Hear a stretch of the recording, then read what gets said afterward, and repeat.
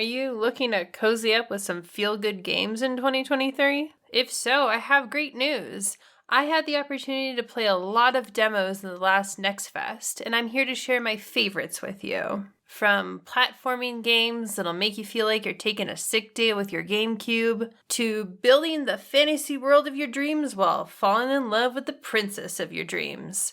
These games have it all. Now, you should know that Steam isn't the only place you can find these games once they come out. A lot of the developers are hoping to make it on the Switch and other platforms. That said, even if you plan playing it on the Switch, it helps developers out so much to wishlist their games on Steam. And why would that be? Well, Steam will send anyone on the wishlist updates, sales, and releases so that the game can make money and appear pretty high on the Steam charts. So even if you don't end up buying these games, if any of them are interesting to you, wishlist them. If not just to help the devs, at least to get them once they go on sale. I mean, once the Steam summer sale comes around, I just go through my entire wishlist. It's awesome. Okay, cozy gamers, let's kick this off with a game about a mushroom. You know what? Actually, let's look at 2 games about mushrooms. These are both 3D adventure games that feel like they could have been on the N64 or the GameCube. This first one I have been anticipating forever.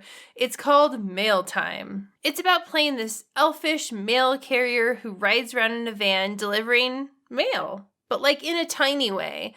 Like everything is shrunk down to the tiniest of perspectives. Well, not cell level, but like tiny. Like if you were playing a toy exploring the backyard worlds of the suburbs. The early game footage that was shared on Twitter by the developers got me so excited because it reminded me of my favorite parts of Wind Waker. I didn't really care much for the combat in Wind Waker, but I loved soaring around, talking to people in town, enjoying the view, and that's really what this game is about. So the first cool thing that I noticed about this game is that you can actually customize your little mushroom elf, and you can pick different pronouns. Once that's done, you get a very cute little cutscene, and then you go explore a woodland creature neighborhood, delivering mail and doing favors, just being a little helper. I loved the soaring mechanic, which felt really good, even with mouse and keyboard, and the general platforming felt really great too. There's no health, there's no win state objectives. All you have to do is deliver a single piece of mail, and then from there you can decide if you want to pick up other quests and collectibles. That means it's a really perfect game to relax with on your own terms.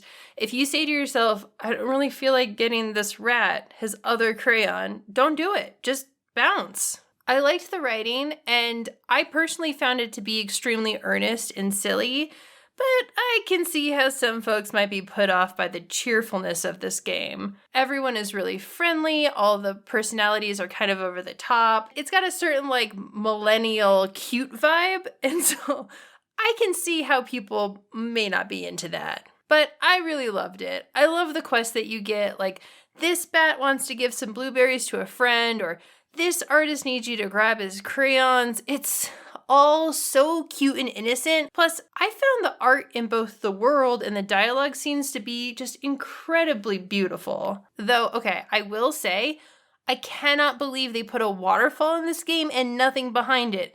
Come on, you guys, you have time to fix this. So here's a fun fact. In this demo, you can actually meet a character named Shumi, who has his own game called Shumi Come Home. You won't be surprised to learn that they actually have very similar mechanics, and the difference is that Shumi is just trying to find his way back home. There's lots to explore, lots to collect. I've actually played this demo twice, and I got lost the second time I played it, even though I had played it all the way through the first time. And I really liked the dialogue, extremely cute, and of course, very pretty surroundings. But my favorite part about this game is a mushroom log that you get from this snail. So every time you find a new mushroom, you get a wiki entry explaining what it is. And I love reading codex entries, so this was very cool for me. And also, by the way, these are actual mushroom facts. Like, it's kind of a secret way to teach kids and interested adults about mushrooms. It's a little like when you hide veggies in pasta. You can't really taste it, but it's still fun and delicious. So that's it for the mushroom games, but I actually wanted to mention one more game that was kind of similar. It's called Mika and the Witch's Mountain, and this is also a delivery game. So okay, first things first, off the bat, you're going to notice that this is influenced by Kiki's delivery service, which I love. This is a fully Kickstarted game, and the devs are really revved up about it. But I thought that the demo was really short, and all of the dialogue scenes were really stilted and kind of awkward. So I'm hoping that they work on that, and from what I've seen, what they promise, it looks like it's going to be pretty good. It's just something to keep your eyes on. Okay, that's enough about platforming. Let's talk about city building sims. I personally love city building sims and roller coaster park tycoon kind of games when I need to relax. There's just something about putting down a roller coaster or a cotton candy stand and being like, go at it. And luckily for us, there's a lot of cozy city builder sims coming out, and a lot of these don't have any kind of military or battle systems, which is so cool. Speaking of which, the first one I want to talk about is Gordlets, which promises to be 0 points, 0 fail state, 0 win states. You just kind of build a town and watch the Gordlets do their thing. And that's it. That's the whole game. You really just build it, and then the Gordlets are like, I'm going to this house. I'm going to this fishing dock. That's the whole thing. And what struck me is that this game, and to some extent the mushroom games, made me realize how important Sock Pop Collective has been. They are an indie game developer. They are on Patreon. I've done a video of them called Stacklands, where basically they thought, oh, you know what? Let's make a card game that's also a town building sim. They have a game where you go pet dogs. They have a game where you're in charge of this planet and the planet is slowly changing and this kind of stuff. And they're really, really interesting, and they're very experimental. And I feel like a lot of game devs are starting to come out of their shell and do similar things, even if Gordlets wasn't inspired by Sock Pop Collective. I feel like that's the direction we're going with a lot of games, and that makes me so excited. Okay, but maybe you actually want some stakes in your cozy games. In that case, check out Lakeburg Legacies. This is one of the most interesting city builder premises I have ever heard of. What is this premise, you are asking? It is matchmaking. You are in charge of putting couples together with the hopes that they will work, have kids, and grow your kingdom. But then things get a little technical. Each one of these people have very specific stats, like enjoys public executions or hates gossip. And you want these two people to be compatible in their likes. And so you send them on 3 dates and you hope that they like the same stuff and maybe they get married. From there, you can slowly build your town by assigning jobs and places to live, all of which you can upgrade. But okay, here comes the best part. Apparently, the more couples you put in there, the messier things get. Like reality TV messy. We're talking divorce. We are talking cheating. We are talking fighting. All of that good reality TV drama that you just don't normally get with a traditional city builder sim. When I first started up this demo, I'm going to be honest with you, I had a hard time understanding what the hell I was doing, but eventually I got into the groove of it. I also like that you can create same-sex couples, even if the focus is having babies and growing the kingdom, which by the way made me a little uncomfortable. Come on, I get it. Whatever. All that to say, I think that if you love The Bachelor, if you love reality TV, but you are a nerd at heart, this is gonna be your game.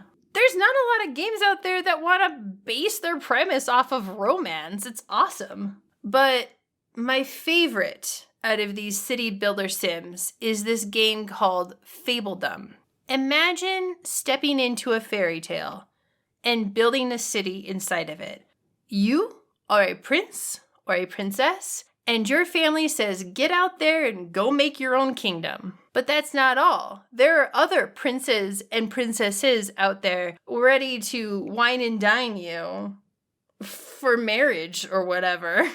You can pick if you're into just princes, just princesses, or both. From there, you can start building your town, assigning assets, and expanding your territory as your kingdom grows. It really reminded me of this game called Humans vs. Orcs. It's a Warcraft game, and I used to play it all the time with my dad. And it also has this really over-the-top high fantasy element to it because it's Warcraft, right? At the time when I was a kid, I would build up the whole civilization. But as soon as it was time for military, I'd hand it over to my dad. And then he would like do all of the fighting stuff because I didn't want to do it. And then if there was a chance to start building stuff again, he would bring me back in. It was a really great game to play as a kid. And I was just very happy to see a game that reminded me of that time when I was just a little kid. Another thing to note about this game is that it has a really over-the-top narrator. It feels like you are being read a bedtime story, and the bedtime story is Princess Bride. But here's the thing, the narrator, he's not just in the beginning of the game. He will show up randomly. So like one time I upgraded a thing and he just popped in and said something funny and then popped back out again, and I like literally screamed. But I liked having him around because it made it feel more like a story, that I was actually doing something, and that there was a point to me building the civilization.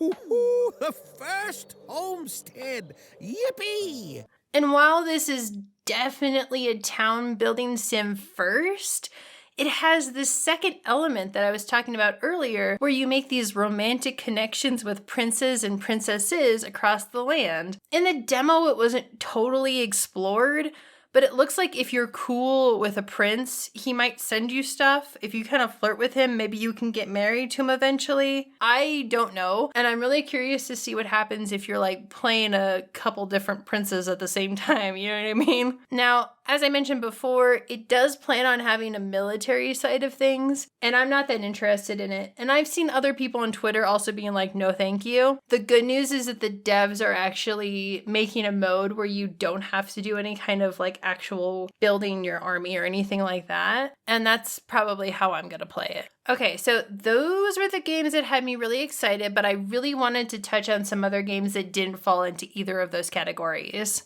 There's Miniko's Night Market that kind of has a slow start and it feels wonky to play, but it feels so promising. It takes place in this small Japanese town and the population is dwindling, which is a trope I've seen in anime lately. I really love that concept, and I love this idea of the town deciding to start up this night market so that they can get people in and kind of grow the economy again. But like I said, it's a little clunky, even though I love the art and it feels very Japanese. It feels like you're very much in Japan.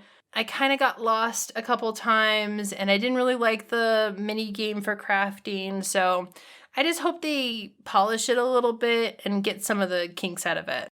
Okay, moving on. There is a game called Ranch of Rivershine. This is a game made by people who love horses for people who love horses. This game is for someone who literally rides horses. And when they come home at night, they go, you know what? I would like to virtually have my own horse ranch. This is the whole point of the game.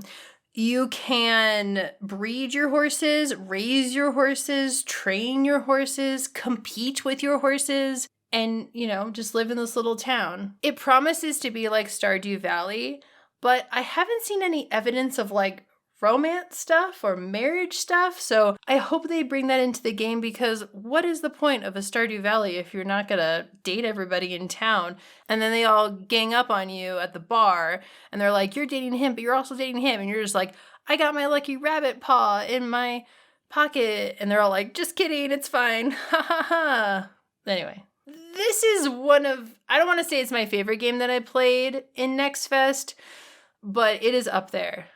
It is called Townseek. This is a merchant sim game where you play a shark apprentice that finally gets to set up on their own. You fly your steampunk shark balloon around, meeting other kingdoms and trading silly things with each other. There's quests, there's fishings, there's good vibes. I like this game because it has a very simple merchant mechanic. I have played other merchant sim games and they are too hard for me. There's too much going on. I don't understand economy. This one is very simple. You just buy low and sell high. Couldn't be easier. But what's more important is that this feels like you stepped into a cartoon in the 90s. It made me feel like how Toe Jam and Earl made me feel when I was a kid. It's just fun and kind of funky, and it has great writing. But yeah, like I said, that merchant gameplay is fairly simple. So if you're looking for complex economic systems, you're probably going to be disappointed. I had Nick play this game because I was so hyped about it, and he's like, I don't really understand the point of this game. And I was like, the point is to go sell cheeseburgers. And he still didn't really get it. But all that to say, of course, I'm also interested to see what the later gameplay looks like. I know that this was originally developed for a game jam, so it's hard to tell what the depth of the gameplay is going to be. Is this just a cool idea and it can't go very far, or do they have more things in mind that we haven't seen yet? I'm so happy to see games that want to put character and personality first and then game mechanics second. I know that I may be alone in that feeling, but when you're looking for a cozy game, you don't necessarily want really hard gameplay. You want a world that you can live in. And I feel like I could live in a 90s cartoon for like an entire day, you know? Well, that's it. You can wishlist all of these games on Steam right now. And if you have any questions about the demos I played, leave them in the comments. And if you don't mind, please like and subscribe. If you love videos about indie games that you've probably never heard of, I'm the channel for you. I'm actually working through a game called Season right now, which is very beautiful, but has some issues that I think maybe you'd want to hear about. And I'm also working on a video about Dragon Age.